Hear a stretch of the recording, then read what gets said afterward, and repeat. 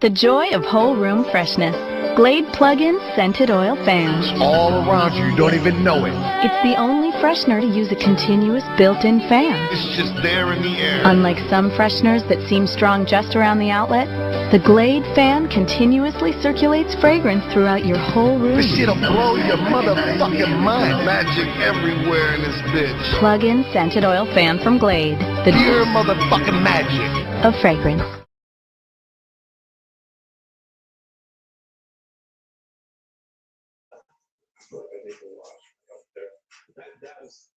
It should show you his character. Is that the reason for including? Yeah. What's the odds that you would do that? The Tupac murder deep dive documentary touched on it, included Keith Dees. Well, one viewer. But didn't go as deep as possible. More footage about alleged Diddy involvement sits unused. Additional witness testimonies, money trail documentation, the full conspiracy waiting to be shown. Netflix chose careful presentation, avoiding liability, maintaining journalistic distance. But those 140 hours contain material too hot for corporate comfort. What the film is trying to do is to let the audience kind of come in to ask questions like, were their decisions colored by certain things? Yeah, were you touching? Time constraints on Me Netflix watching? required choices. Editorial decisions about what advances the narrative versus what distracts. Look, Kyle. Those limitations. A deep dive into each revelation without worrying about episode length or pacing. The White Party's completely unexplored. Those legendary gatherings from 1998 to 2009, attended by everyone from Justin Bieber to Leonardo DiCaprio. All white dress codes, still walkers. I'm watching a YouTube video about the 50 Cent P. Diddy documentary. What does the footage show? I think it's important to also let people know that the show is not completely the perspectives of people that did not lecture on. We weren't trying to just get the highlights, the salacious details. That the real goal was to storytell. Cassie's testimony during the 2025 trial. 4 days of emotional revelations about alleged abuse, coercion, recording without consent. The prosecution's star witness detailing how she took drugs to dissociate during freak-offs. None of that made Netflix's cut. Too recent. Did you know Shrooms is my girl? News to me. But trial transcripts exist. Really? Public record waiting to be discussed without censorship. YouTube providing platform for unfiltered examination of testimony that helped convict Diddy on transportation charges. The self-filmed footage Netflix did use from Diddy's own videographer, Michael Overlease, who later claimed a third party leaked the material while he was away. The actions of the parties involved reflect the lack of integrity every storyteller should uphold, Overlease stated. We'll get off the phone right now. And I am going to let you professionals look at the situation and come back to me with a solution. No matter what nobody said, let's just get rid of y'all are not working together the right way. We're losing. Diddy's team issued cease and desist letters, called the doc stolen footage never authorized for release, threatened billion-dollar lawsuits. Netflix stood firm, claiming everything was legally obtained. But that battle proves how explosive the material truly is. And it's just the beginning. The footage that made Netflix already changed everything. Diddy calling for someone who to help with propaganda, requesting hand sanitizer after hugging fans in Harlem, private moments revealing public facade. Look, if I didn't say anything, you would interpret it as this office fine with it did. But 140 hours remain. Testimonies cut for time, allegations deemed too sensitive, connections requiring more context than 4 episodes allow. The full story of Sarah Chapman and Tupac, the complete breakdown of Kid Cudi's car firebombing, every detail Netflix lawyers deemed too risky. The people supporting him will be very quiet when more comes out. 50 warned. Not a threat, a promise, because this goes beyond corporate streaming deals and carefully edited narratives. This becomes about direct access, raw truth, unfiltered reality. YouTube operates under different standards than streaming giants. No legal departments requiring sign-offs. No corporate stakeholders worried about backlash. Just upload and let the public decide. December 10th, 2025 might mark when everything changes, when documentaries stop being limited by network constraints and start being conversations between creator and audience. When 140 hours of truth become accessible to anyone with internet connection. 50 Cent sitting on the nuclear option, the full story, unedited, unfiltered, unstoppable, ready to drop whenever Netflix's version proves insufficient, ready to answer every question left hanging. The vault exists. The footage is real. And somewhere between Instagram posts and talk show appearances, 50 Cent made clear his intentions. This story doesn't end with 4 episodes. It ends when every frame sees daylight, when every allegation gets examined, when 140 hours become public record. That smirk on Sherry's couch said everything. The man who spent 20 years warning people about footage, not speculation, not rumors, raw footage of the moments that defined a predator. Everyone gets to see it. But Netflix only showed what they could, because the stuff they left out was way too explosive. December 1st, 2025, the day before Netflix drops their documentary on Sean Combs, his lawyers fire off a cease and desist letter, threatening immediate legal action. The footage in question, private moments filmed 6 days before his arrest, conversations with his attorney, strategy sessions never meant for public eyes. Netflix response? They're releasing it anyway. Sean Diddy Combs have now sent a cease and desist letter to Netflix. That's right, they are demanding it not release a docu-series featuring the Impact mogul. But here's where it gets interesting. That footage Diddy's team is calling stolen. They say it came from a documentary project Diddy himself started when he was just 19 years old. Decades of self-documentation, every major moment, every conversation, every decision. The man filmed everything. He wanted to control his own narrative, tell his own story, present his own version of events. The problem? He never finished it. And now Netflix has it. The exclusive video obtained by Netflix shows Combs debating with his lawyers about strategy. The spokesperson went public immediately. We have confirmed that Netflix used footage that was never authorized for release, including private moments, pre-indictment material from an unfinished project, and conversations involving legal strategy that were not intended for public viewing. What exactly constitutes these private moments Diddy's team is so concerned about? Footage showing Diddy alone in his hotel room, personal phone calls with his children, moments of genuine vulnerability and fear, anxiety attacks caught on camera. The human side he spent decades making never saw. One particularly revealing moment shows him in a vehicle after meeting fans.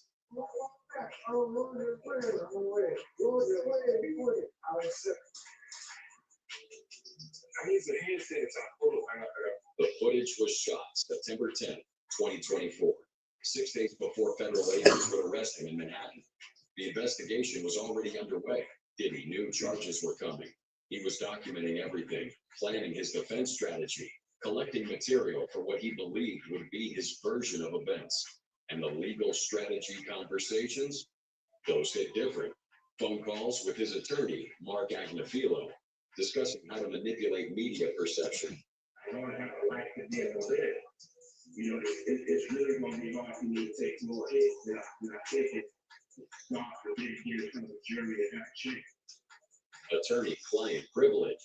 That's the question Diddy's team is dancing around, but not directly claiming. Because here's the thing. If a third party filmed it and that Odor is just a body word. That's Old Spice Fiji. Nice Oakley, Stipe. Where'd you get them? Johnbags.com. Hey, Stipe, nice boots. Where'd you get those? Johnbags.com.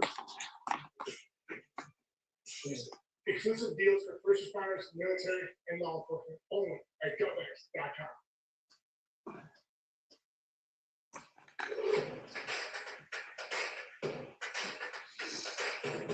What up, shrooms?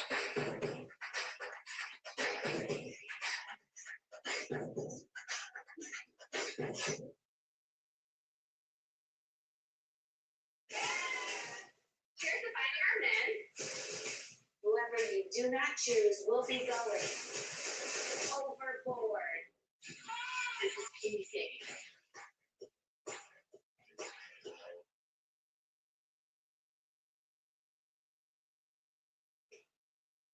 third party owns the footage, privilege becomes complicated. I listened after the superb trying, as you said. I jumped on the plane, I'm coming to New York, but I'm just like, I'm just running around waiting for a shooting. Diddy's team argues this was an unfinished project, material collected since age 19, intended for a documentary about his life that he would control completely. The project was never completed before his arrest, which creates the legal gray area Netflix is now exploiting. Because you made him be the president because you just made my CNN say, man, y'all, you left the wrong place looking to see what the people with the possible jurors are thinking. The key phrase in their statement: no rights were ever transferred to Netflix. According to Diddy's lawyers, Not a the whole lot, footage was Shrooms. created for an entirely different purpose under an arrangement that was never completed. But here's where it gets messy. The freelancer who filmed some of this material had physical possession, and if Diddy never paid him, that changes everything. And since you didn't watch it, there's a piece where, there's been footage of Diddy with his lawyers, but in the documentary, it also talks about how he hired a young person to film him. The cease and desist letter dropped December 1st, literally hours before the Netflix premiere. The language was aggressive. Mr. Combs has not hesitated to take legal action against media entities and others who violate his rights, and he will not hesitate to do so against Netflix. A clear threat. But Netflix didn't flinch. The spokesperson for Combs accused Netflix of using, quote, stolen footage that was never authorized for release, and what they called a shameful hit piece. A statement from the docuseries director said the filmmaking team obtained the footage legally. Why did the letter fail? Because Netflix is a multi-billion-dollar corporation with teams of lawyers clearing every single frame, every still photo, every piece of footage. They don't release anything without bulletproof legal clearance. Earlier in 2024, Diddy already tried this playbook. He sued NBC Universal for $100 million over their documentary, given the making of a lawsuit that aired on Peacock. Defamation suit still ongoing. It established a pattern. Diddy sues when documentaries come out, but Netflix, they're different. Deeper pockets than NBC, better legal team, stronger evidence that they legally procured this footage. When you hire someone to film, but never pay them, never complete the contract, never secure the rights, that footage belongs to the person who shot it. So if Diddy never signed paperwork, he was like, no, I'm gonna get you when I get you. Yeah, that's right. Now Diddy never gave him $1. Now Diddy went to jail. He's holding all his footage. He goes, I like that footage. All right, how much better? Yeah.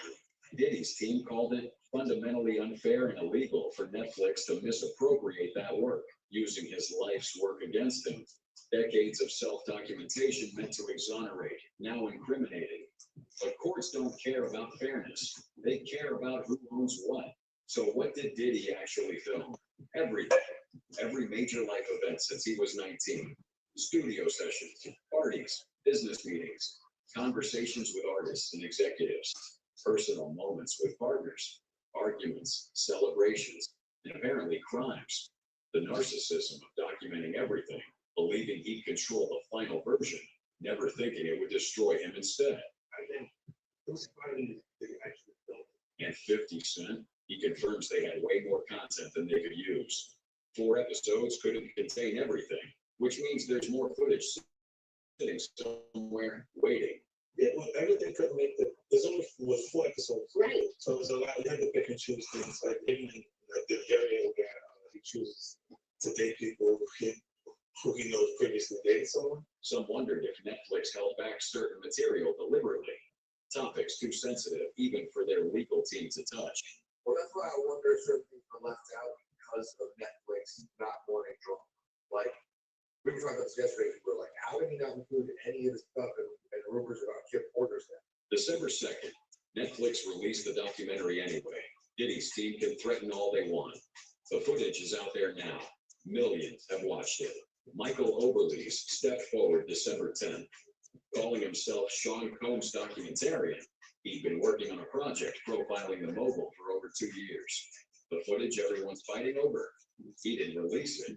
Someone else did. The footage in question was not released by me or anyone authorized to handle Sean Combs' materials, Oberlees explained. It was by a third party who covered for me for 3 days while I was out of state. 3 days. That's all it took for decades of self-documentation to slip through Diddy's fingers. But Overly's added something else. This incident had nothing to do with any fee dispute or contract issue. So if it wasn't about money, what was it? Overly's called it unethical. Taking footage intended for one project to advance a narrative that wasn't his own. But legally, Netflix cleared it. Teams of lawyers reviewed every frame. The third party had possession. The transfer was legal. And now it's public record. Combs' team keeps threatening that lawsuit.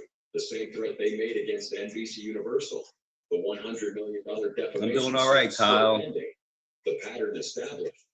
Threaten everyone, sue some, win none. But this time is different.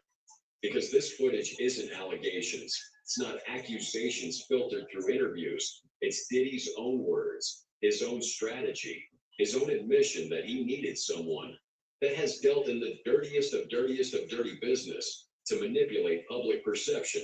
The man who filmed everything to control his legacy just gave the world the unedited version. Every private conversation with his attorney, every moment of desperation, every strategic discussion about managing media narratives, all of it captured by cameras. He wanted there. Netflix released the documentary December 2nd. Millions watched. The stolen footage playing on repeat. Diddy's own voice damning him in ways prosecutors never could. And no legal threat can change what's already been seen. The cease and desist letter mentioned Ted Sarandos by name, referenced the legacy of Clarence Avant, tried to make it personal, as if invoking family connections would make Netflix blink. They did it. Because when you're serving time in federal prison, when you're facing dozens of civil suits, when your release date just got pushed back, your leverage disappears. Your threats ring hollow. And that documentary project you've been filming since age 19, the one meant to cement your legend, becomes the very evidence destroying it. The footage was created for an entirely different purpose, under an arrangement that was never completed, by someone who had physical possession when that arrangement fell apart. And now it belongs to this person he never wanted told. Diddy's lawyers can file all the motions they want. Netflix isn't taking it down. The footage stays public. The documentary remains streaming. Because in the end, the man who documented everything to control his narrative, he just proved he never controlled anything at all. And just when it seemed like the Netflix fallout was the end of it, something far bigger was already being lined up. December 11th, 2025, 50 Cent's Netflix documentary drops worldwide, racking up 40 million views in 2 weeks. But here's what nobody saw coming. 50's already sitting on 140 hours of unused footage, and he's not taking it back to Netflix. He's going straight to YouTube. No corporate oversight, no content guidelines, no mercy. This isn't just round two. This is the nuclear option. The Netflix documentary gave us a glimpse. 4 episodes. I don't know where Lady Mistress is. Reviewing every frame, standards and practices, traffic, time constraints forcing 50 to leave the most damaging material on the editing room floor. It was very interesting to watch a man who's known for his brand presence. You know, he has a really amazing knack for marketing and all of that, and how he was sort of taking that into account and how he was coming off to the public. But YouTube, that's a completely different battlefield. No network notes, no censors telling him what he can and can't say. No corporate legal team sanitizing the message, just receipts, testimony, and whatever 50 decides the world needs to see. The chaos this creates is unprecedented. Netflix operates within carefully established guidelines. They have reputations to protect, shareholders to answer to, standards to maintain. YouTube has none of those constraints when it comes to user-uploaded content. First, there's the access issue. Netflix requires Kelly probably creeped her out. That's a trade-off between the content and millions of potential viewers. YouTube's free. Anyone with an internet connection anywhere in the world can watch immediately. Second, shareability. Netflix content stays locked inside their ecosystem.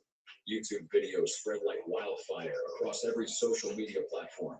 Clips get extracted, remixed, shared, and discussed everywhere, from Twitter to TikTok. Third, and most importantly, 50 Cent controls everything: release schedule, content decisions, Editorial choices, all his. Netflix operates on their calendar. YouTube operates on whatever schedule 50 wants. He could drop the entire 140 hours tomorrow, or piece it out strategically over months. The exclusive video also shows Toes in Harlem waiting fans.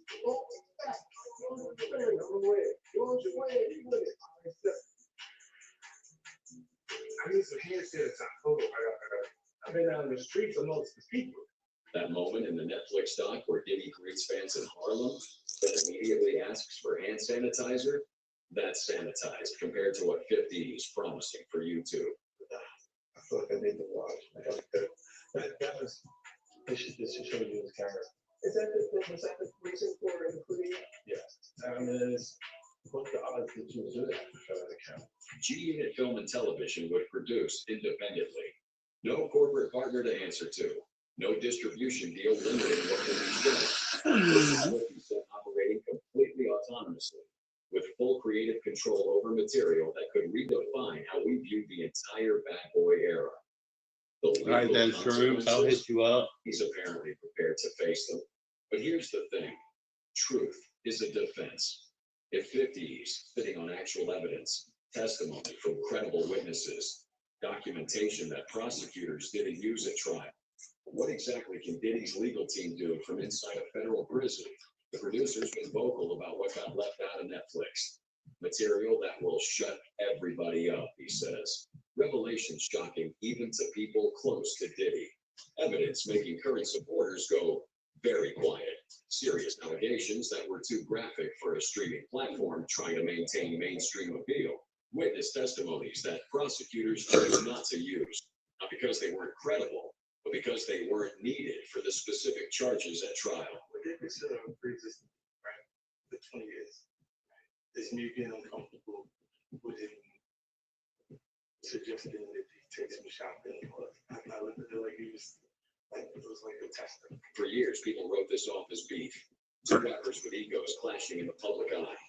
But 50's always maintained this was bigger than personal grudges. This was about accountability.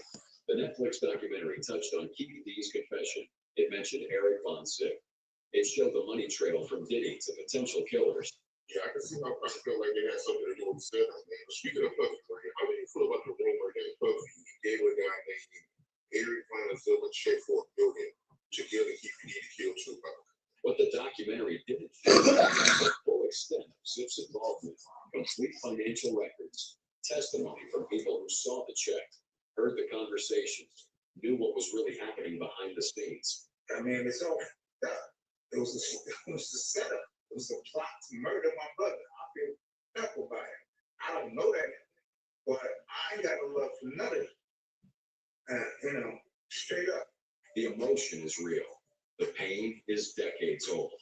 And 50's reportedly sitting on hours of additional testimony that paints an even more detailed picture of September 7th, 1996. Psych was a crip. Psych was an IBC Inglewood Village crip. And he hung around. And Psych would be around other crips. So that's how, Those gang connections run deeper than what made the Netflix cut. The Crips, the Bloods, Bad Boy, Death Row. It's all allegedly documented in those remaining hours. Suge knows what happened that night in Vegas. He was in the car. He survived while Tupac didn't.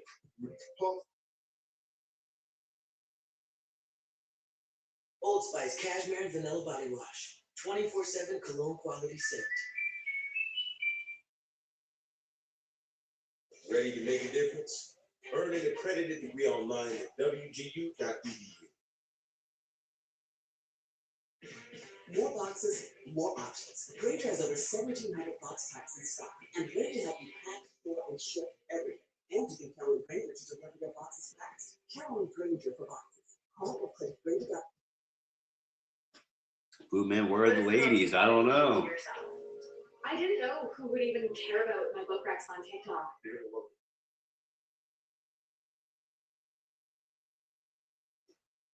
And should have had a conversation behind the House of Blues about was we all right if Tupac was alive. That conversation behind the House of Blues while Tupac was still alive? If the war was real, why were the CEOs talking peacefully? Suge's version of what was said, what was agreed to, and what happened after could completely reframe how we understand the East Coast, West Coast narrative. 50's allegedly sitting on prison interview footage with Suge that never made the Netflix cut. Raw, unfiltered, potentially devastating. Well, it wasn't no East Coast war, bro. There wasn't no East Coast war. And I don't believe that Mark Curry know this for a fact. Kirk Burroughs knew Biggie wasn't supposed to leave New York. Big ain't going nowhere. He told people on Thursday. By Saturday, Biggie Gotta was make dead in this Los thirst Angeles. trap. The Netflix doc showed Burroughs' There's gotta be more than Lady and Fungus. From inside Bad Boy. But only excerpts, only what fit into the 4-episode structure. 50's reportedly sitting on full journal scans, complete records of conversations, decisions, and warnings that went unheeded. Wolf Jones was Bad Boy security from the beginning, one of Diddy's original financial backers. And he refused to go to LA without proper protection. Wolf had already told, Anthony Wolf Jones had already told them, if you're not taking two tour buses from the Valley, that's Co-op City in the Bronx, the Valley in the Bronx. If you're not taking these 2 tour buses of my Nick out there, I'm not going. When security says they need protection to do their job, and that protection is denied, consequences follow. Wolf ended up losing his life behind Puff and his bullshit. And people they didn't put that in the document. That accusation that Wolf ended up murdered because of Diddy's decisions is heavy, and if 50's got the full story, complete with testimony from people who were there, it could be explosive. Then there's the personal abuse, the allegations that went beyond professional misconduct into darker territory. I am just in like trauma-based mode right now. Like I wake up ready to solve all the problems of the day, and I go to sleep and I wake up and do it again. Aubrey O'Day's interview revealed the ongoing psychological toll.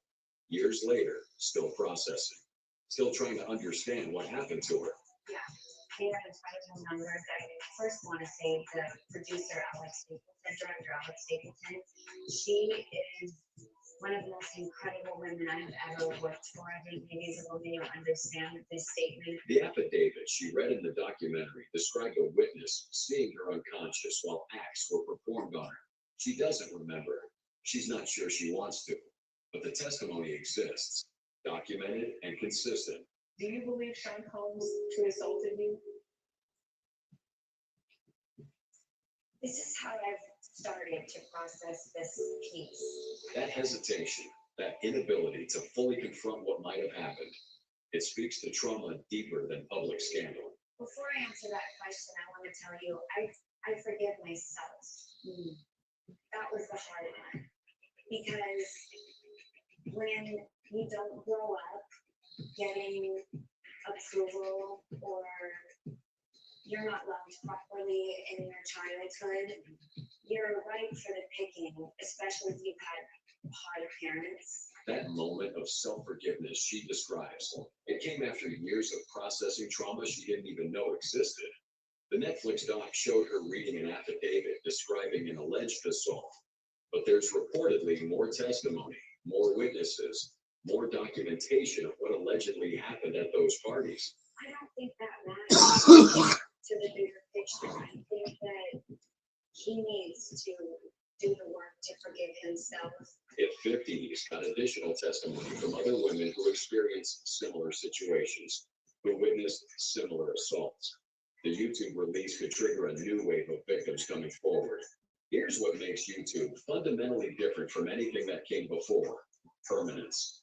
Netflix content cycles out, shows get removed, but YouTube, once something goes viral on YouTube, it lives forever. Clips get ripped, reposted, turned into TikToks, embedded in articles, shared across platforms. The Netflix documentary reached 40 million people in 2 weeks. But a viral YouTube moment that reaches hundreds of millions, gets dissected frame by frame, becomes part of internet culture permanently. The psychological warfare is intentional. Diddy's in federal prison, serving his time, knowing that somewhere out there, 50's got material that could reopen investigations, spawn new lawsuits, turn public opinion even further against him. He's serving his time right now. Federal prison in New Jersey. Release date, May 2028, if he serves his full sentence. That's 2.5 years of knowing that at any moment, 50 could drop everything. Every day wondering, is today the day? Every week, checking to see if YouTube notifications are blowing up. Every month, knowing that his legacy, his empire, his reputation are all sitting in someone else's hands. And there's nothing he can do to stop it. No legal avenue to prevent the release of material that was obtained legally. No way to issue takedown notices on content that doesn't violate copyright or community guidelines. No corporate entity he can pressure because 50's producing independently. NDAs don't protect you from criminal activity. If someone witnessed a crime, Hypothetically, if you did do a thirst trap, how would it go down? I don't know. Who stayed silent because of contractual obligations. Those obligations evaporate the moment criminal behavior is documented. 50 Cent dropping names on YouTube, that's career ending for people. That's lawsuits. That's potential criminal charges for anyone who participated in or facilitated trafficking, assault, or abuse. The silence from other celebrities becomes deafening when you understand the stakes. Speaking out means admitting you knew. Staying silent means complicity. There's no safe position when the evidence drops publicly. December 11th, 2025, no release date announced. But 50 Cent's sitting on 140 hours of unused footage, and everyone knows it's coming. The question isn't if, it's when, and how much damage it'll do when it drops.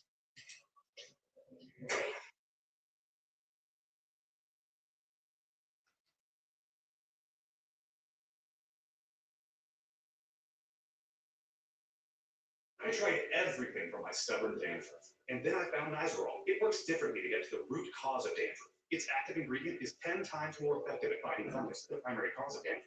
Say goodbye to stubborn dandruff with Nizoral. Now in refreshing peppermint and tea tree sap. Sure, millions of people trust Vistaprint to print business cards they love. Yep, but did you know we also print their t-shirts? There are rappers who send shots. Then there's 50 Cent, the man who turned rap beef to a business plan. He dissed rappers, moguls, drama queens, even real gangsters, and even his own flesh and blood. He ended Ja Rule's run, exposed Diddy, checked Jay-Z, clown Nas, and made the whole industry scared to say his name. And by the end of this documentary, you'll have seen thousands of people try to take him on. And found out the hard way why that was a mistake. Some got embarrassed, some got erased, and some never recovered. And we'll be ranking every single beef along the way. So get ready to see who got scorched, who barely, who got buried. So roll yourself up smoothly. Find this sticky icky and lock it. Because you don't want to miss it. Keep watching to find out who got it. This is 50 Cent versus everybody. 21 weeks, 21 takedowns. Diddy. Hey, I don't have no beef with Steph. He loves me. He loves me. In 2023, a lawsuit hits the internet. Overnight, the man once known for bad boy records, the shiny suits, the flashy persona, and now a whole lot of baby oil, becomes hip-hop's latest villain. And watching from the sidelines, 50 Cent laughing. Does it feel like all these years you've been the only one calling this out? I've been a crazy guy for a long time.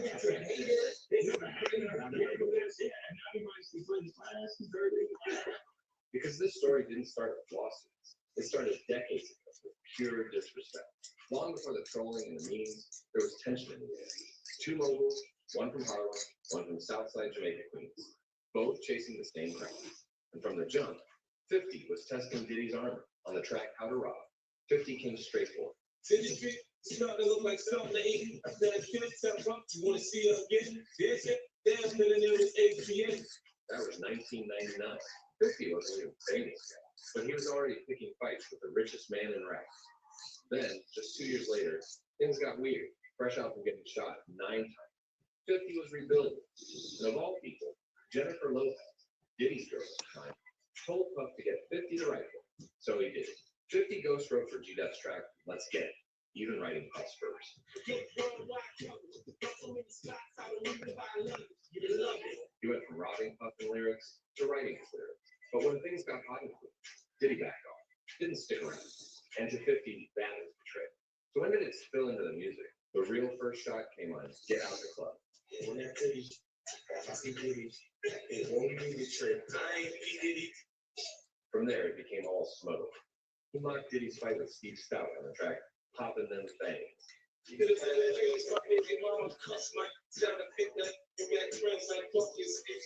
he told him to get out the mirror from the track. I Run New York. And it didn't stop. On the track, The Bomb, 50 went full savage. Who said these songs? You know, this little nigga gonna kill us all. No Puffy know who hit that, man, that's the song. Saying Puffy knew who killed Biggie Smalls was crazy work. And by the mid-2000s, the battlefield moved on around. Diddy had C-Rock, 50 had F and vodka. And that's when the online beat was overdrive. Puff hit 50 with the wildest offer in hip-hop history. He said he wanted to take him shopping. And Chris Knight was with him. He told me to take me shopping. I looked at him like, what you just said? You asked him to take him shopping. Yeah, I thought he needed some trouble. I think we offered some shady shopping. Yeah, now Nick is in the same shirt. He's out there in the same shirt. When Diddy's empire started to crack, like the Cassie lawsuit, federal raids, and all that baby oil, 50 saw karma coming full circle. He posted non-stop. He even offered to buy Revolt TV. It's wild when you think about it. The man who once wrote Diddy's verse ended up narrating his downfall, one meme at a time. Now, the story came full circle. Sentenced to 4 years in prison. The same man who gave us syrup, fur coats, and dance moves, now got a bunk in a bar cover. And who was first to post about it? You already know. 50 Cent. And if you were wondering how it ended, here's the reality. Diddy's behind bars now, and 50 still isn't done. But now his executives produced a Netflix documentary about it. Sean Combs, The Record. The whole story. The lawsuits, the victims, the cover-ups, laid out in you. Because 50 is not built different. He's built for this. He was trolling people before Wi-Fi. The internet just finally caught up. Beef rating 10 out of 10. Diddy brought the smoke, but 50 brought the frying pan. John. He's a liar. He's a compulsive liar. Southside Jamaica, Queens. That's where 50 Cent came up. Hustling on the corners, building a rep as a fearless street kid who could rap just as hard as he fought. Gotta get back to work. All right, Kyle. That was Ja Rule's turn. He had murdering, chart-topping hits, and was running New York radio.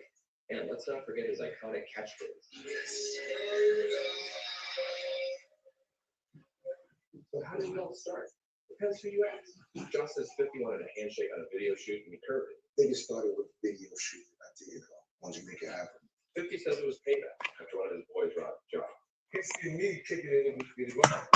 And he feel like, oh, I should speak to this dude because I know the kid robbed him. Ja denied it, of course. I heard that someone robbed you of someone you. That's a false story. That's a story he made up. This wasn't just music.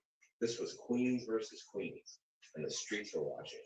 So when did the beef go for music? The real first shot was on 50's track, Your Life's on the Line.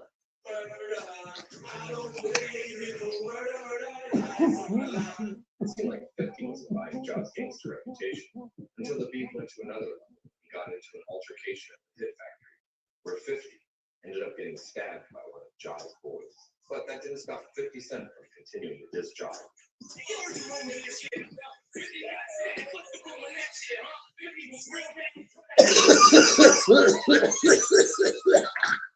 Got shot 9 times by his grandmother's house. The streets were talking. Were Ja great on? Well, 50 miraculously recovered. And when he did, he got signed by rap powerhouse Eminem and Dr. Dre. He promised them that he would keep but Ja kept going. He kept dissing 50. We went down with that cat 50 Cent. We went down with that. Who? That cat 50 Cent. Then made the biggest mistake of his career. He brought Eminem and his daughter Haley to the crossfire. On the track Loose Change, Ja said this. They claim their mothers gas and killers and notes. So what's family gonna be when she grows up?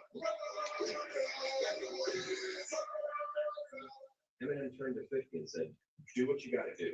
Translation, go to music.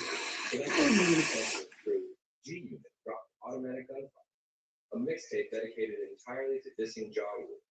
On the intro, they wasted no time and hilariously ridiculed Ja Rule's voice. Ja Rule has gone back in the studio with his CD player to bring you new old hits like this.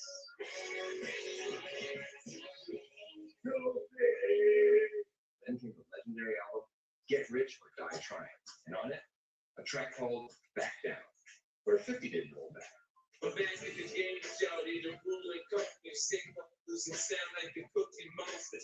That was disrespect on another level. 50 didn't just diss Ja. He turned him into a cartoon character. From murdering boss to Cookie Monster, all that's missing is Elmo in the background. But the fun didn't just stop there. G-Unit followed it up with a Beg for Mercy album, where one of the tracks called I Smell He poked fun at Ja. I smell, is that you, Ja? I smell. That was all it took to turn Ja Rule from murdering king of the charts into the joke of the streets. Because when 50 starts clowning you, forget it. You're finished. Ja Rule tried everything. He dropped the album Blood in My Eye, aiming at 50 and the whole shady aftermath camp. But nobody cared. He tried to swing at them with a track called Clapback. This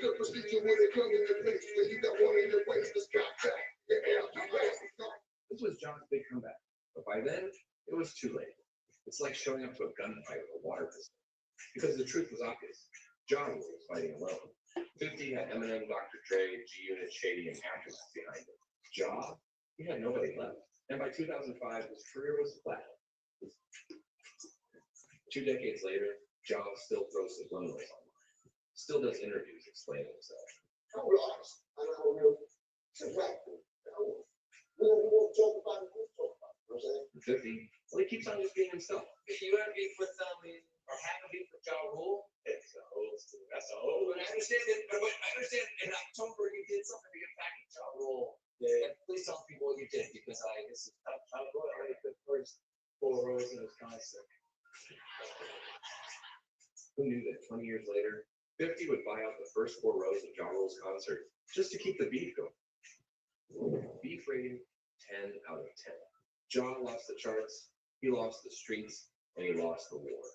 The real question is, did Ja ever stand a chance? Kanye West. I said, let's just do 9/11. And he said, 50 got that day. I said, okay, let's go. So let's go. Yo, we down. 2007, hip hop hit a crossroads. The bulletproof mogul versus the college dropout. Money versus creativity. 2 worlds, 2 egos, and 1 release date that turned rap into a main event. Kanye had Graduation. 50 had Curtis. Both dropping the exact same day. 2 of the biggest rappers on the planet, going head to head in real time. And the industry had never seen hype like this before. What was the reaction when you heard Kanye's album coming out? He moved the deal. To be honest, I thought they would move the day. You know, I didn't think it was a good idea at first. And then I thought about it and I was like, yo, this is gonna be good. So I started working towards it. Like, Kanye, I didn't say anything disrespectful or express any discomfort for the success I've been having, so it's not like it would be. 50 didn't see a rival. He saw ratings. He even told the world, if Kanye outsells me, I'll stop making music. Classic 50. Talk wild, raise the stakes, and make sure win or lose, the spotlight never leaves. When they walked out side by side on the 106 in Parkside, the 2 biggest rappers in the world pretended to play nice. Then the host announced the #1 video. So today, the #1 video is, 50 Cent, I Get Money, and Kanye West, I Can't Tell Me Nothing. Y'all check out. 50 couldn't believe they made it a draw. This wasn't friendly competition.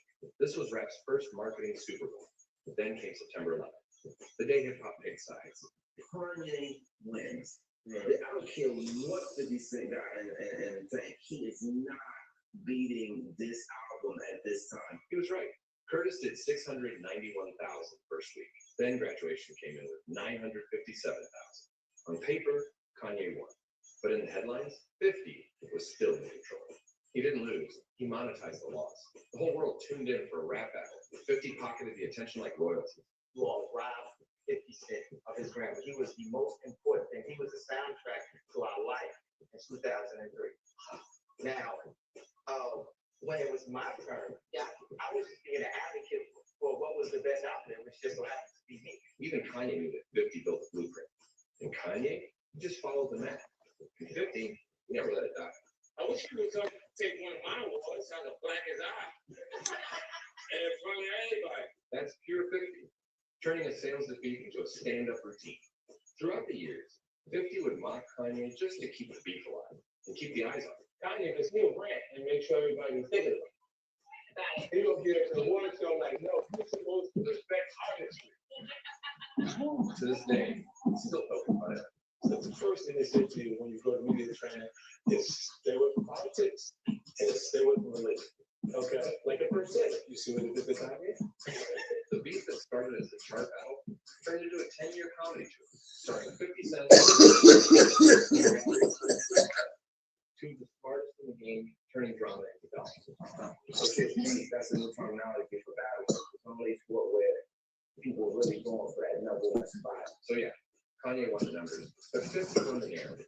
The villain returned the release date into a global spectacle. Beef rating was 7 out of 10. Kanye won the sales, but the game. I'm kicked out the group. Well, guess what? You don't kick me out of the group. At first, it was a dream team. In 2004, Dr. Dre brings the game into the Aftermath family. Man, to be signed to Dr. Dre at that time was pretty huge, but I also felt like I deserved to be. But Game's rollout needed muscle. Enter 50 Cent and G.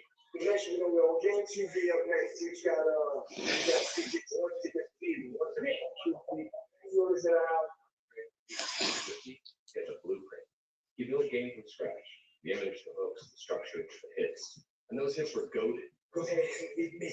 I'm ready to say beat me. And I ain't going nowhere. Sneaky taking over. But when the game's out, the documentary dropped in 2005, it didn't just go flat. People were saying it was better than 50 Cent's The Massacre album. The student was outshining the teacher. And for 50 Cent, that was the one thing he couldn't tolerate. 50's active beefs at the time were with Fat Joe, Jadakiss, and Nas. He dropped the diss record Piggy Bank to air them all out. But Game would also catch a stray. Bitch, sells, what? Sells, bitch, sells some bitches. Even when 50 showed up, it came with a flex. He was reminding everyone who built the machine. But behind the scenes, the tension was real. Game didn't want to inherit 50's beefs. He wanted to stand on his own name. So he went public saying he had no issue with any of 50's rivals. I don't have a problem with nobody. I don't have anything to do with that record, Piggy Bank, the 50 Cent guy, or anything else. So he was trying to separate from you completely. So 50 clapped back in his own interview and dropped a bombshell. Where is my Old Spice? My cologne infused Old Spice. Yay, DJ, we're leaving. Is my Old Spice in there? I think I'm gonna stay Stay, where? You in the island? in this tub with my new cashmere and vanilla Old Spice. I'm just worried that I'll never see you again. Dad? Well, you're talking to my Old Spice, not you. Hi, I'm Craig Willis, and I am Black Lab Bullion here in historic St. Michael's, Maryland. We specialize in investment-grade gold and silver bullion, as well as PCGS and NGC-graded coins. I met Craig many years ago, and he's actually the fairest, honest, best business person I've ever met. With gold and silver prices at historic highs, now's the perfect time to sell. Visit our website for our live buy and sell prices. Stop by Black Lab Bullion, and don't forget to say hi to Booker.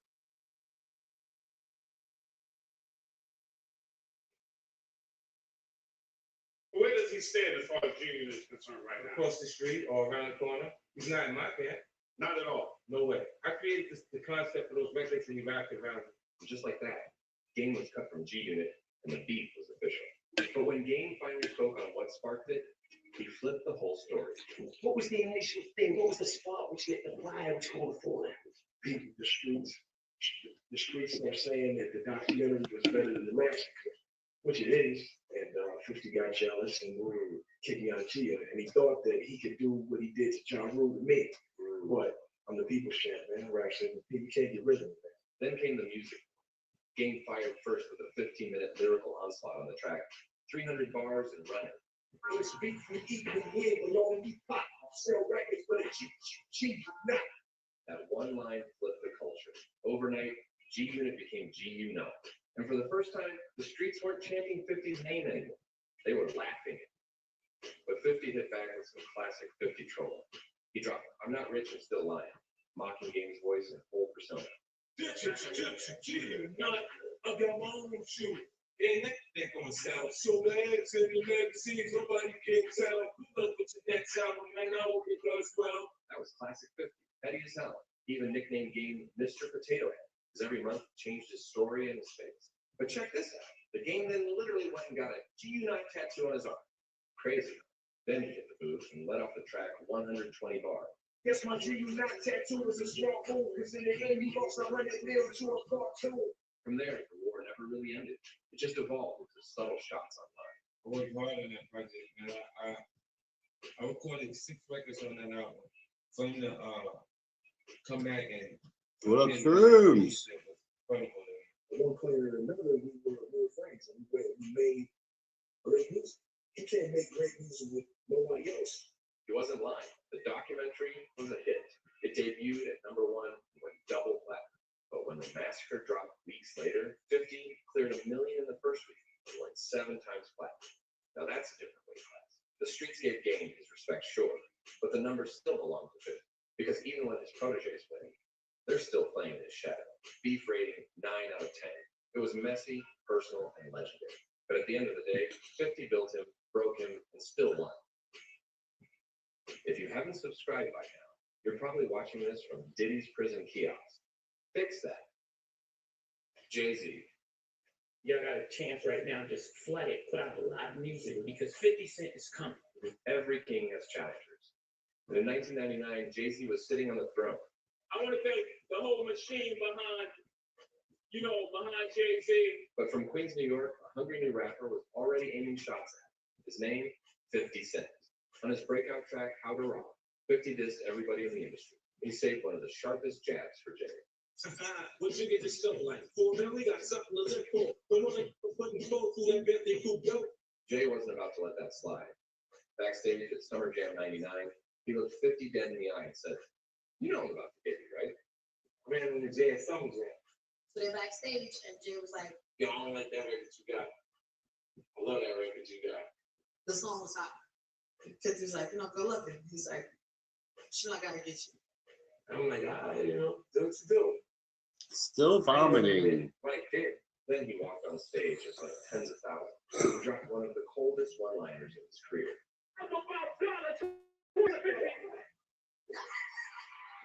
The crowd lost its mind. He said, I'm about $1,000. Here's what he said. 50 had just been checked live on stage by the biggest rapper in the game. But Jay didn't stop there. On the Hoka song intro, he said this. Now watch how quickly I drop 50.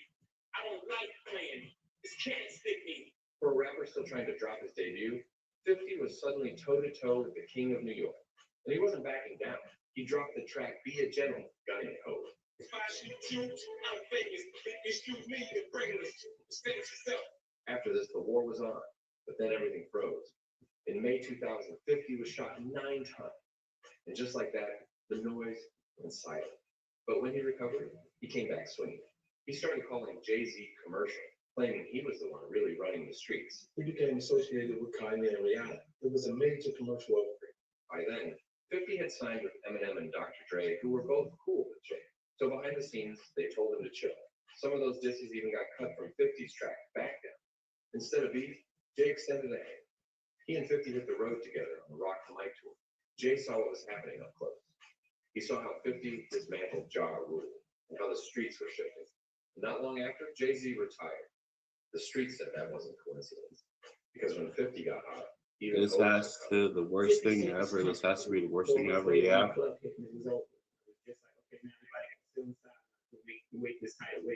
the tension never really died. 50 signed Mobb Deep, longtime J rivals, the G Unit. Then in 2009, after 50's Before I Self-Destruct album underperformed, Jay slipped in a line at the American Music Awards that everyone caught. Midline, women line, numbers don't. 50 wasn't letting that slide. He shot back in interviews. Now, AMAs, couple men lie, women lie, numbers don't. Yeah, I mean, a lot of selling albums internationally sold 430,000 copies. I'm not right.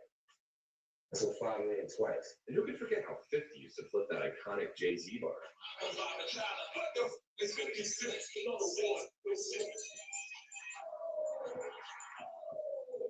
And 50 made it very clear that he had no fear whatsoever of Jay-Z. When he's saying he's not afraid of 50 Cent, why would you have to make that clear when no one's ever asked me if I'm afraid of Jay-Z? Since then, the shots have been mostly one way. 50 keeps the jokes coming. Jay rarely answers. When's the last time y'all spoke? Yeah, that's true. Jay? You Jay.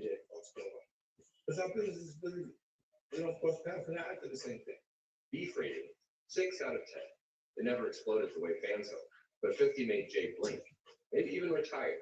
And honestly, No problem, shrooms. Lil Kim. I was asking dinner one day by Curtis, and That might have been the most expensive Oh dinner man, because that missed meal turned into one of I've the been feeling funniest like views shit of my life. lately. Back in the day, Lil Kim was everywhere. Brooklyn born, Biggie's protege and lover, the self-crowned queen of rap. 3 Just straight not platinum albums, #1 happy. Lady Marvel, and a reputation for owning every room she walked into. Then in April 2003, she dropped Magic Stick with 50 Cent, and the record was an instant smash. #2 on Billboard, certified platinum. But for some reason, there was no music video. Song was huge. It was one of Kim's biggest songs in quite a while. 50 didn't want to do the music. Kim believed it was because she turned him down for that dinner. I think he let his emotions come between the business side of it, especially because, I do what he wanted me to do. Kim's boyfriend at the time was Damian World Hardy, a feared Brooklyn figure with real street ties. And when 50 started making jokes about Kim, things got dangerous fast. G-Unit went on Funk Flex. They did a freestyle. And 50 just went in.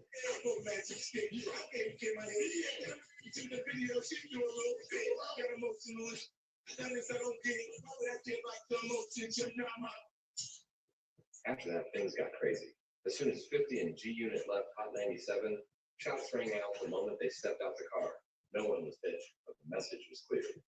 Word on the street, it was retaliation tied to World Hardy's crew. Lil Kim was one of the realest gangsters in Brooklyn, right? World, right? Was 50 scared? No. What if you know? So 50 being 50, he doubled down. On the track Love Me with Eminem. Drinking will do that thing sober for a minute.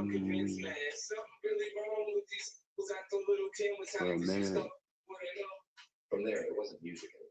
It was personal. But eventually, years passed and the beef died down. 50 and Kim even shared the same stage again, performing Magic Stick live in Australia.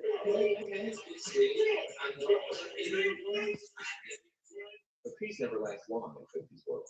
Over the years, Kim's look had changed a lot, and 50 saw an opening. He brought it back the only way he knew how, online, posting memes, mocking Kim's face, comparing her to an owl.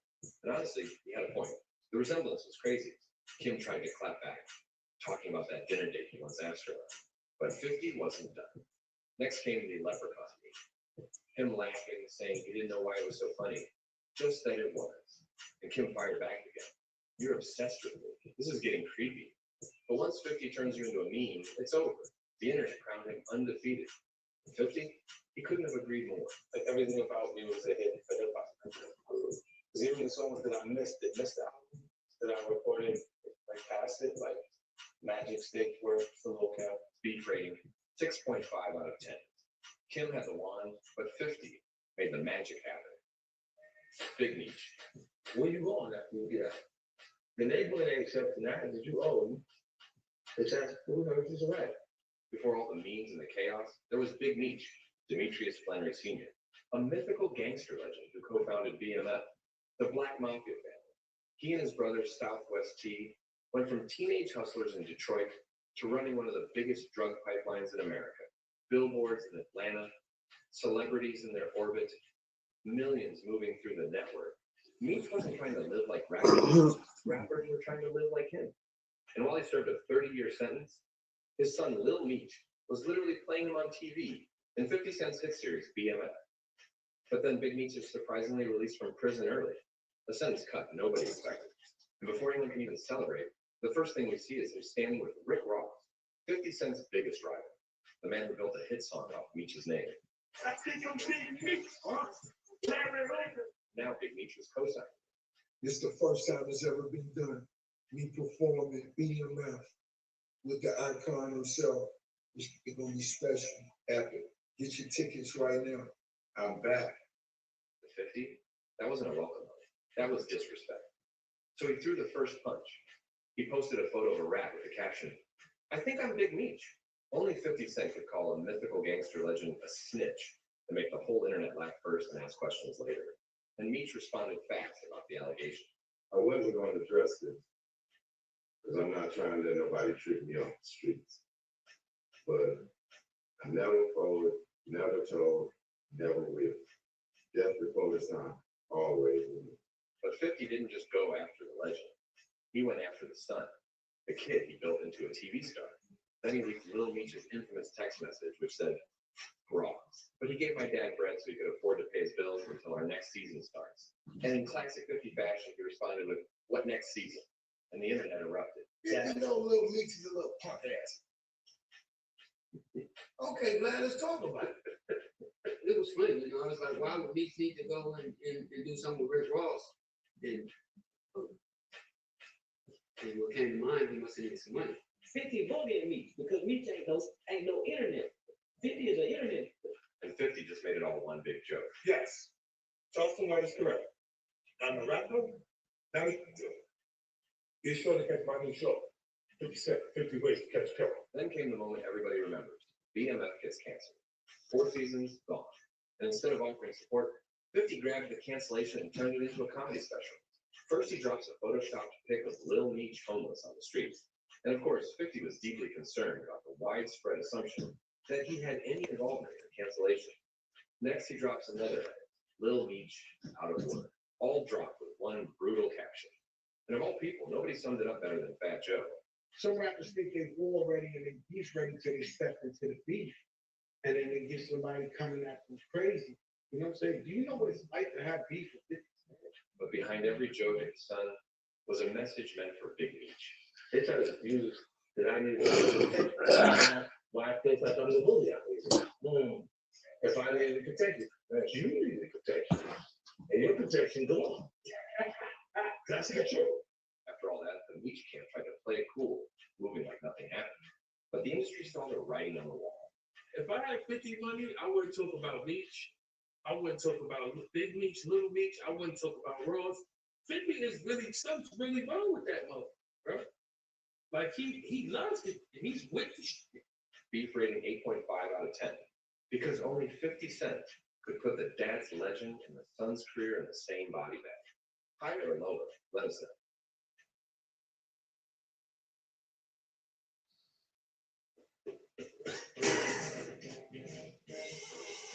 Make every wash count. Tax Act wants to remind you, taxes are due soon. Let's get them over with.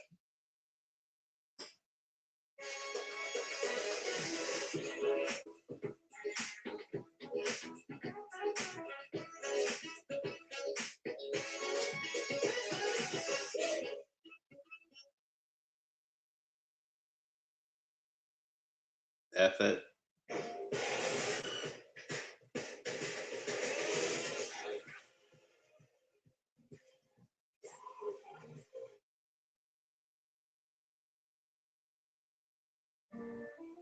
Fat Joe, is it true that you lost a $20+ million endorsement deal with Brand Jordan because of your beef with 50? Yeah. Every rapper knew one rule in the mid-2000s. If you stood next to Ja Rule, you stood against 50 Cent. And that's exactly what Fat Joe did. By then, Fat Joe was with the Terror Squad. And it just dropped Lean Back, one of the biggest anthems in the streets. Lean back, lean back. Hip hop was finally. What up, Shrooms? What up? How you doing, girl? I'm alive. Not throwing up blood today? No, thank God. You need to stop all that black tar heroin. Oh yeah, because, you know, that's my drug of choice. Same here. Wow, we have something in common. Can we get married now? I don't know. I don't know. No, I didn't realize what time it was, and I should probably get fucking dressed and going. Oh yeah. Yo, Hey, What up, lady. mistress? what it do, y'all? What? How's it going, Nick? Okay, I'm not gonna say that.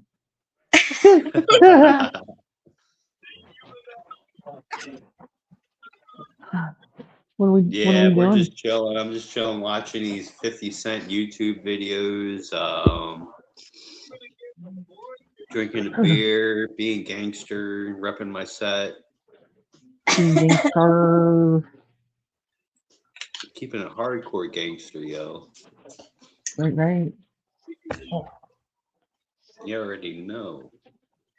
50 Cent.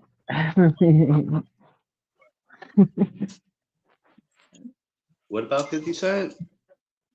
I like 50 Cent. Oh yeah, he exposed the shit out of Puffy. Oh, he did. Yeah, he did. His documentary was good. I gotta see that still. It's a 4-part documentary on Netflix. Yeah, it's decent. Yeah, I gotta see that. But you know, he's sitting on over 140 hours of footage that he might release on YouTube. Oh. Yeah, he's still sitting on a lot of footage about Diddy. Well, maybe he can put it on a DVD and they'll give it away free at car washes like his movie. I hope he puts it on YouTube. Just kidding. I'm just kidding. Sorry, Piggy.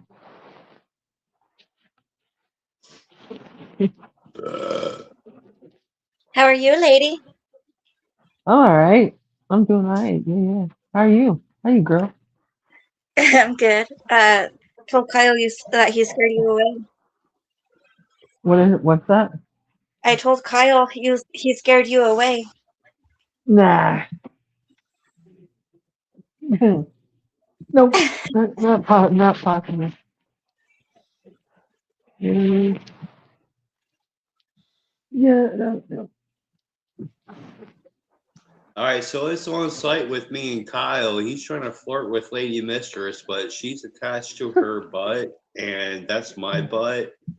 So, like, whatever Kyle has to say to Lady Mistress, he's going to have to go through me. Okay, I'll let him know. I'll let him know. I've been working out, Kyle. You're lucky he went back to work. Working out. You don't do anything that involves the word work, Fred. I do 32-ounce curls.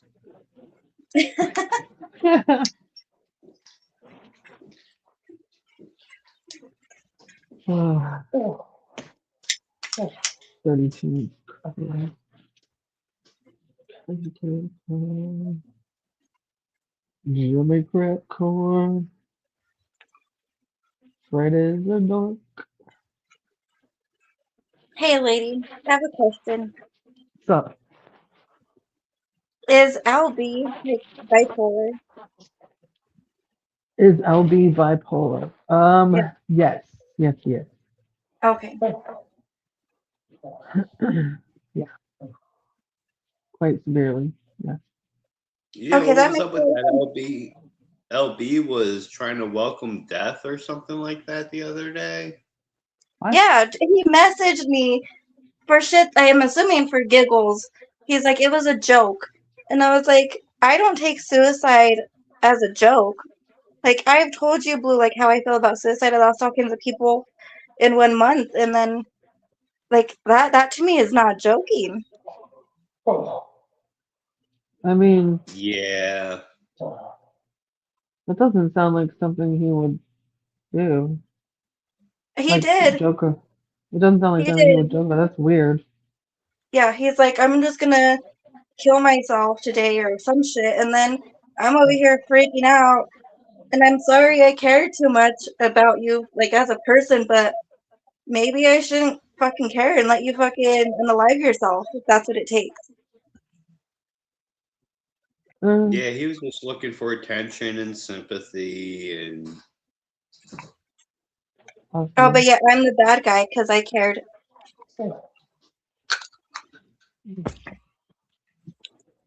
He likes to troll. He likes to get reactions out of people. I see He that. does. Yeah. I see that. Yeah. Well, I'm sorry that, like I do care. Like if people, like I had this one homie, like me and him are cool, and he's been talking about it for a while, and I didn't think he would, and he did. He Oh, did it. I'm sorry, dude. That sucks. Yeah, I've had a lot of people go out that way, and I was like, okay, well, I feel like I should have done something. I could have said something to somebody. That's my guilt I live with. Yeah, but their decision to do that has nothing to do with you. Yeah. It really doesn't. And you don't know that any kind of action on your part could have prevented that. You have no idea that would have done anything. Made any difference. Yeah. So you can't put that on yourself. You can't. Thank you. Guess I needed to course. hear it from somebody. Well, yeah, I mean that's not something that you need to be putting on yourself. That's not fair. Yeah.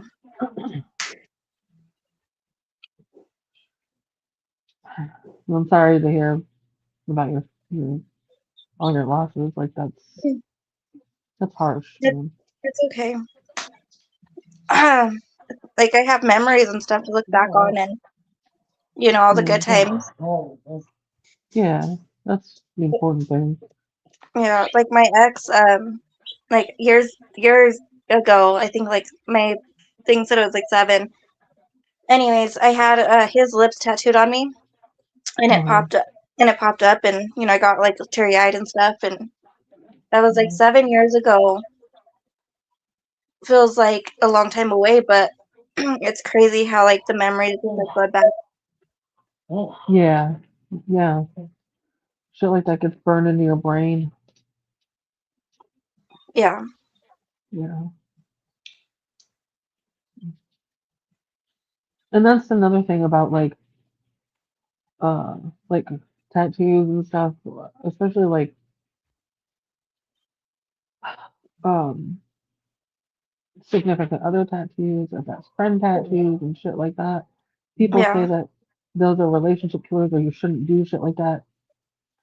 And it because what if the friendship ends or what if the relationship ends or whatever. But I don't know, I think like that's okay because like that marks like I mean I don't know, for me like it's No, I storytelling. understand. You know what I mean? Yeah. So And for like the longest time, I was thinking about getting his lips covered, like maybe like a flower or something like sentimental now. But that was when he was alive, and now that he's gone, I'm like, no, that means something. That means yeah. something. Right, yeah. Exactly. Yeah. But I only have 2 guys' names tattooed on me. One is now a cover up, and then the other one is my dad's name. Oh, okay. Is your dad still alive or no? He passed away in 2016. Oh. But it's heartfelt now because one of my nephews is named after my dad, so it's sentimental now, or more sentimental. Oh. Well, that's kind of cool. Yeah. Oh.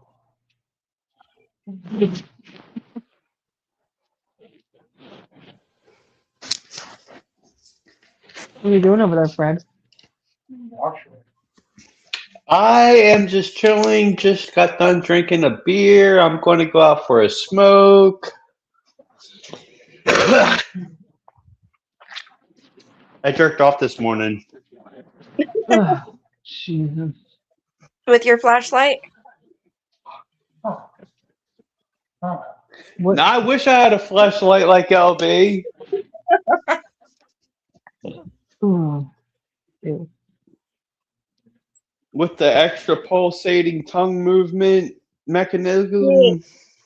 He's like Beetlejuice. You have to say his name, so many times, and he might appear, and then I'm gonna leave. No, that's Cyrax. If you say his name 5 times in a row, he'll appear behind you and kill you. Yeah, let's not do that either. Nope. Nope. No, if you say LB's name 5 times in a row, he will show up and make a shitty AI video about you. Facts. Sorry, I had to. Sorry, I'm sorry. He did turn me into a cute cartoon, though. Say what? He did turn me into a cute cartoon. Oh, did he? That's cool. Oh.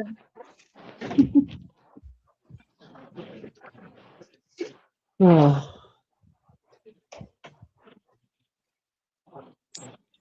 Yeah, I thought that was funny. LB made that picture, said Boy Blue had fun at the gay pride parade. Yo, really? I didn't see that. Yeah, he put rainbows on my face, and I was looking all happy and shit. Some of those AI pictures look pretty on point, like the one with me in custom. That kind of looks like me. I didn't see that one. I'm wearing my headphones and shit. Kyle wanted me to Mac on custom to see what would happen, and I was like, no. Negative. Negative. Come Stain OG is the only person that I've ever seen who's more boring than Fred. I mean, his chat's like funny. Yeah, his chat is the most exciting thing about his fucking screen. No, but I like it over there. It's Yeah, chill custom's vibes. pretty popular. Yeah, I don't understand why, but yeah, he is. And then when I'm not here on YouTube, I'm hopping over there on Twitch. On what? On Twitch. Oh yeah. Oh okay. I didn't know you were on Twitch. Yeah. Yeah, it's fun. I got a lot more interactions with people over there than on YouTube. Same. Yeah. You should drop your Twitch name so I can follow you. My name is the same on every platform. Oh okay. Yeah, except for TikTok. Except for what? Except for TikTok. Oh, okay. Do you actually stream on Twitch? I do occasionally, not very often, but like once in a blue moon. Okay. I think the last time that I tried streaming, I think I was at the bar. Really? Yeah, it was a fun night. Bar stream. And then me and G Money tried going live, and I think we got like 3 people, but we were just talking shit to each other the whole time.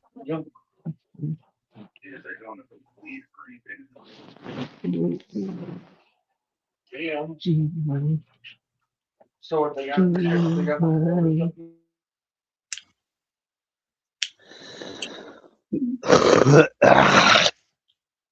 Hey, lady. What's that? Do you watch gamers? Do I watch what? Like the video gamers? I do. Yeah, I follow a lot of gamers. I stream games myself on Twitch. Do you? Yes. That's dope. Do you know Snow? I don't know. I think so. I don't think so. I followed him here on YouTube, and then he got me over to his Twitch. But he says he's trying to go back to Twitch. So that's what those are the reason why I followed him. What does he stream? He streams Call of Duty. Oh, okay. I like COD. I stream, sometimes I stream COD, but mostly Fortnite. Yeah. Have you seen the new stuff in Fortnite? Amanda! Yeah, oh god.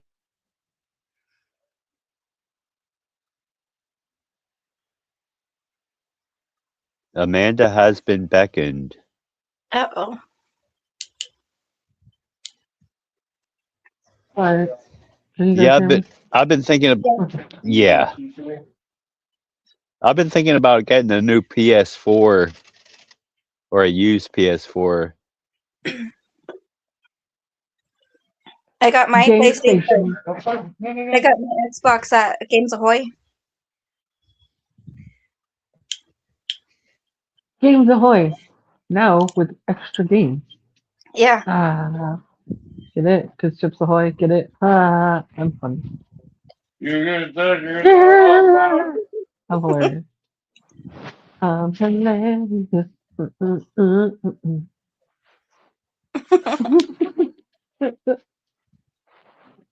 So you guys want to hear a joke? Good. What is what is the nosiest pepper? The nosiest? Yes. I don't know. It's the jalapeno because he's jalapeno business. I love that joke. Man. I know, and fucking Kyle, he used my pickup line on you. Yeah, go for it. Let's hear it. He said it so wrong. He's like, he was supposed to ask, "Are you from Tennessee?" Because you're the only 10 I see. Oh, I get it. I was like, what? Are you taught? What are you? Okay, that makes more sense. Yeah, he totally botched it. That's okay. I mean, it's an A for infant. E for whatever. My best pickup line is, "Hey, is your daddy a thief? Because my stereo's missing."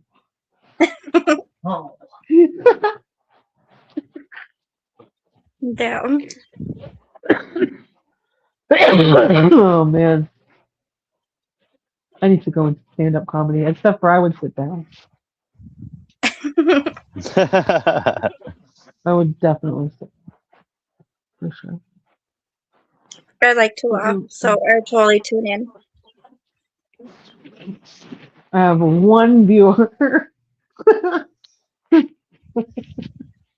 Hey. It's a start. Yes. You'd have 2 people watching you, me and Kyle. Yee.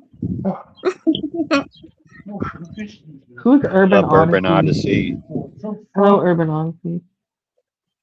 Hey. Just a nobody. Just a nobody. That sounds familiar. What's up, Blue Smoking? Yeah, just a nobody. What's up? What's up, Blue Smoking? Just a nobody. Why is that familiar? Nate comes around and tell me about all the weed he's smoking. Oh, okay.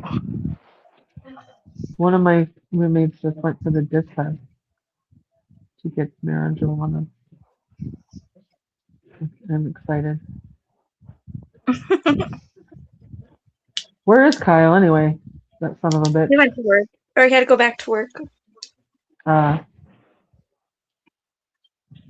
It's funny because I called him a no rent bitch. You call him a no wrench bitch? Yeah. Yeah, no I wrench. don't understand why he doesn't have a wrench. I thought I gave him a wrench before. No, you did, but I think his dumbass unsubscribed from like everybody because he was pissed off one day. It was great. Did he rage unsubscribe? That's funny. He did. It was the best day ever. It was funny.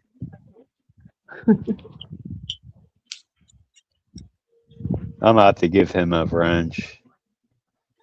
No, because then it wouldn't be funny to call him a no rent bitch. Right? You know wrench having bitch. You know wrench having ass bitch. You know wrench Right? having ass punk bitch. Sorry. Okay, I'm done. I'm done. I promise you. I'm done.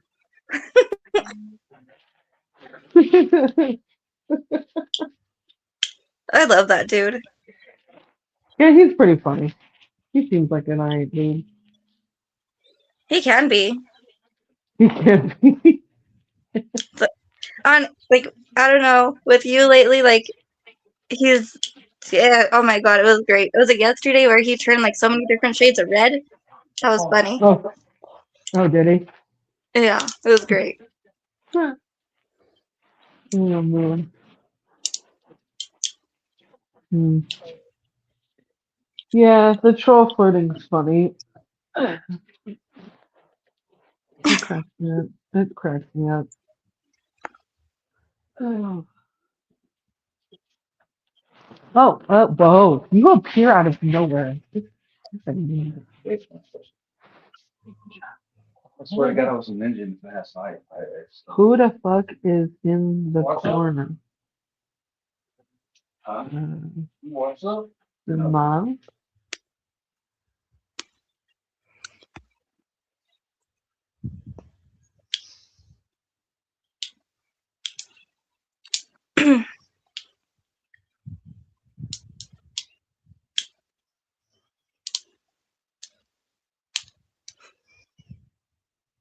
Why do you hear a lot of snapping or lighters flicking or some shit?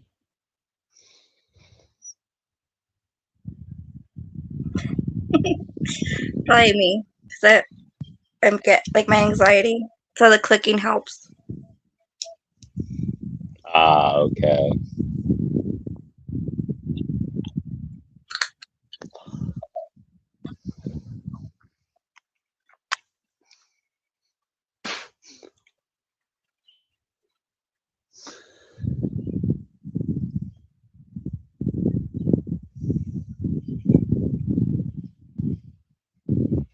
Unfortunately, I don't do crack. Quit smoking crack. I don't do How does drugs.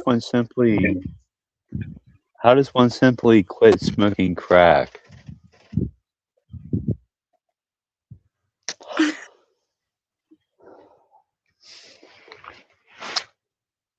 I guess they would have to get arrested or something.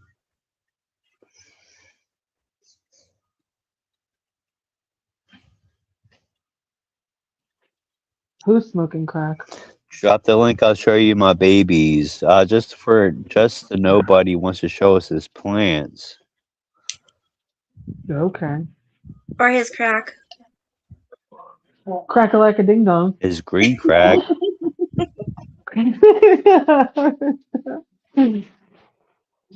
If you want to quit crack, just snort bath salts. I can't do that right now in my life. I mean, that's. Or you can. I mean, if you want to quit crack, okay. There's two ways to quit crack. You could snort bath salts, or you could Die. Exactly. Yeah. you could Yes. die. Man, nigga, that's why we homies, man. That's what I'm talking about. Yeah. See? Because we're on the same page. Yeah.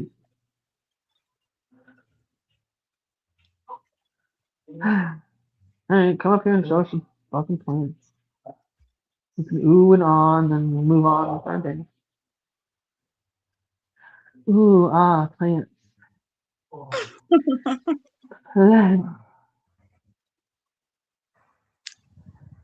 Oh. She's so weird. I know what you mean. Oh.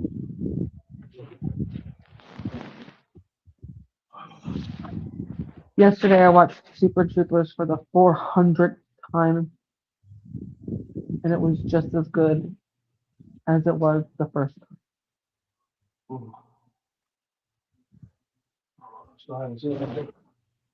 You still haven't seen Super Troopers? I got it. I'm moving out. Okay. You want to do it over a movie? Fuck. Shit. More deeper things like maybe if I was on heroin. Is this okay, dude? sure. Yeah, I think you're on here. Is this dude coming up here to show us these damn plants or what? Right? I'm about ready to dip out. Oh, nah, he ain't showed up yet. You do have a habit of not paying attention to the fucking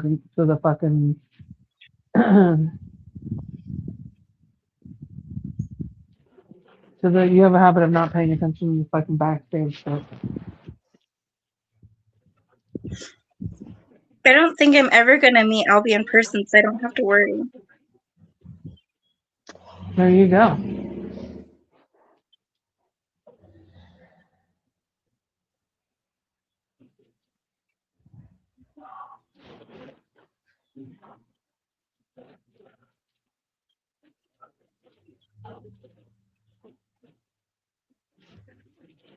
Well, I guess this dude's not showing us the point.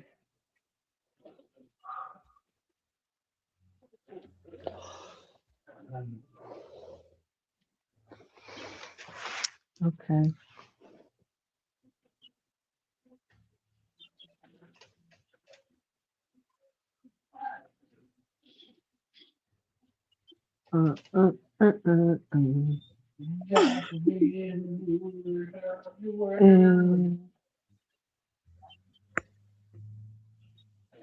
Did you know that you can't shut outside because there's no door because it's outside?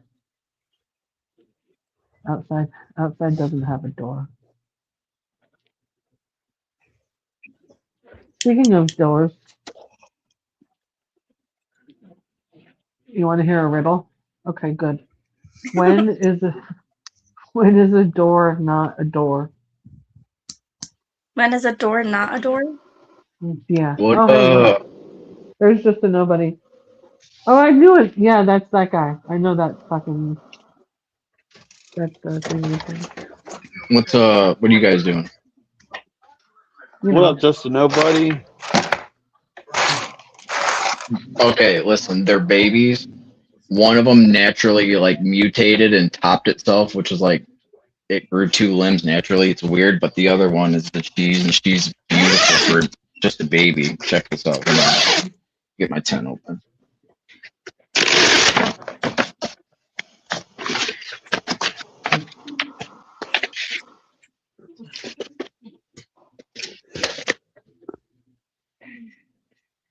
Oh yeah. A door is not a door when it's ajar. Out. There you go. Oh, that's cute. That's one. Now look at this. It topped itself. I don't know what it's doing, but it's going. Hmm. Check these out. Got a whole bunch of seeds before the seed ban hit. There was a seed ban? Yeah, it's hitting November. Look at this, the Trailer Park Boys seeds. Oh. Hmm. That's dope. So what y'all up to? Just chilling.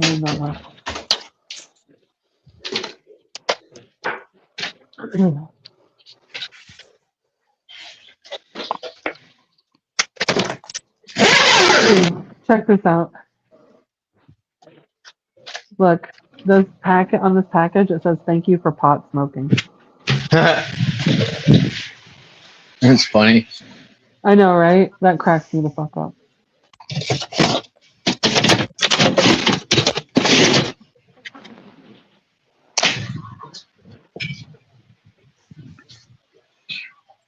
All right, I'm out, skis. Got the Bye, troops. everybody. Whoop whoop. Bye. Whoop whoop. Whoopity whoopity. Whoopity No, the seed ban, it's stuck in. Like, you're not going to be able to go to the gas station anymore, Blue, and buy like Delta 8 and stuff. They're putting a stop to it. It's going to become Yeah, illegal. they're trying to ban. They're trying Oh, to it is. ban THCA around my area. Yep, it's happening. So, like, what happened was in the hemp bill revival during the shutdown, they snuck in like banning seed. Well, yeah, didn't they realize what they Damn. were passing, and they're trying to fucking backpedal now They don't with the realize that legislation? they don't realize there's cloning, there's tissue culture, there's PS spray. We can keep the genetics. You just got to get them. You know. Well, not just that, but with the legislation, the farm bill that they passed with that legislation, they didn't realize what they were doing, so now they're trying to amend that legislation with new legislation. But here's the big thing: is China is what do you call it? China, the Chinese government, the CCP, and all them. They're exploiting our loop and giving us tainted products. Like there's accounts of people buying a THC vape from a store, and now that has 7-OH in it, that kratom extract, and people are like overdosing vapes and stuff. Like it's good that they're gonna stop it, but by banning seeds is bad because like there's genetics that you won't be able to get anymore that are only by seed. Mm-hmm. Yeah. Now it's going back to the old days. Like you got to either know somebody to get the seeds, or you got to have a seed bank in your state and get it from your state. There won't be any more interstate mailing commerce of seeds anymore.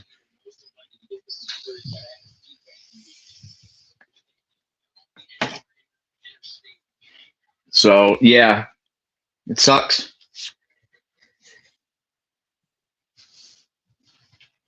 Huh. You can look it up. It's very fucking real. The ban hits November 12th, I think.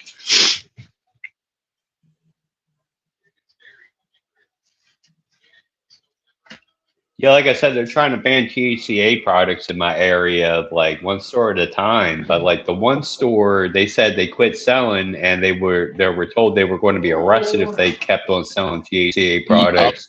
But this other store, the cigarette outlet stopped selling, but then they started selling again. I guess they got their marijuana license or whatever. Because they're saying THCA.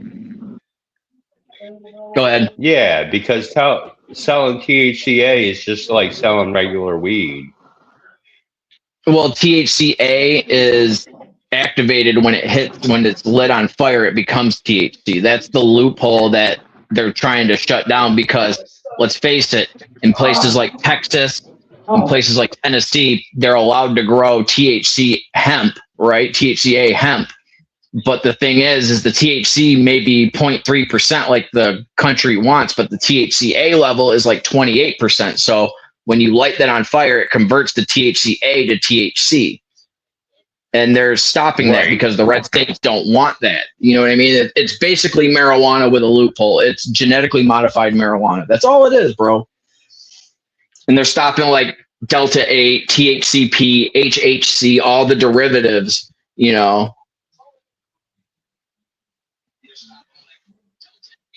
Like as a pot smoker, I don't think we need like all of these, you know what I mean? Like HHC, Delta 8. We just need regular old Delta 9, dude. It does just fine.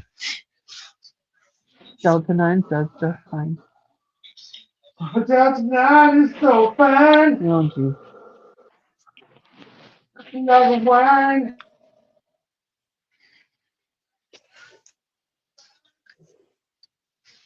No. I'm just waiting for them new seeds to come in the mail. I got blue cheese coming. That's a good one. I love cheese strains.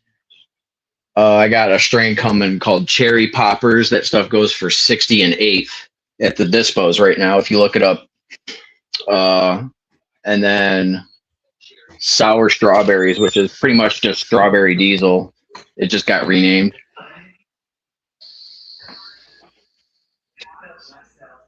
They're cheap too, like $21 for 3, and you get free ones.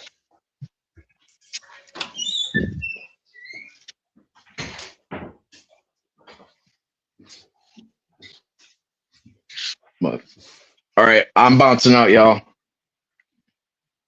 I'll be All right right, then, back, just guys. a nobody. Alright then, Lady Mistress.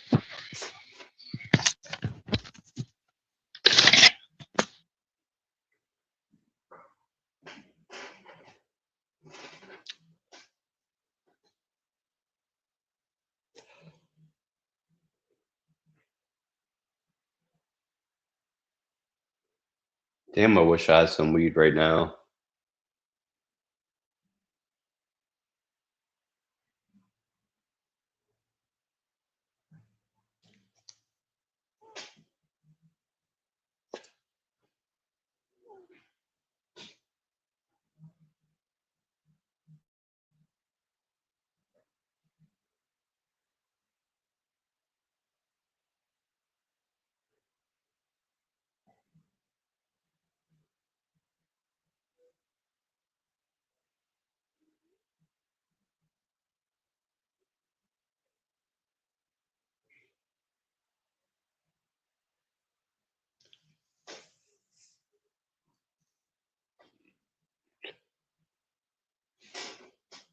Grow your own is cheaper, yeah.